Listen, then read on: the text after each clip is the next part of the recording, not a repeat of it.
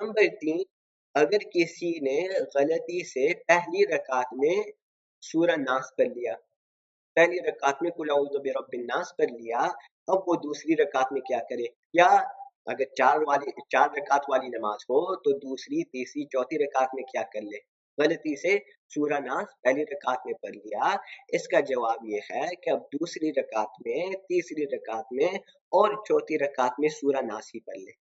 چار رکعت میں قل اعوذ برب الناس ہی پڑھ لے۔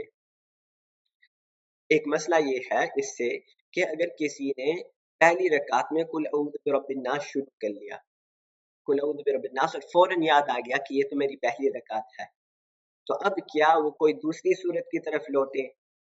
تاکہ چار رکعت میں الگ الگ صورت پڑھی جائے، یا اب وہ سورہ ناسی کو پڑھ لے؟ تو اس کا جواب ایسا ہی ہے جیسے ابھی جو مسئلہ تھا جو گزر گیا ہے وہی مسئلہ ہے، یعنی یہ کہ اگر سورہ ناس شروع کر لیا غلطی سے تو ایسا کرنا مکروہ ہی نہیں ہے، جب جان بوجھ کر کسی نے ایسا کر لیا پھر تو مکروہ ہے کہ کوئی آدمی ایک ہی سورت 4 رکعت میں جان بوجھ کر پڑھے، پھر تو مکروہ تنزیہ ہے، لیکن اگر غلطی سے ایسا ہو جائے پھر تو مکروہ بھی نہیں ہے، تو ایسا کرنے سے کوئی کراہت نہیں ہے۔ قل اعوذ اتنا پڑھ لیا یا قل اعوذ برب اتنا پڑھ لیا، اب سورہ ناسی کو ختم کر لے اور دوسری تیسری چوتھی رکعت میں ان صورتوں کو پورا کر لے، یعنی اسی صورت کو پڑھ لے۔ ایک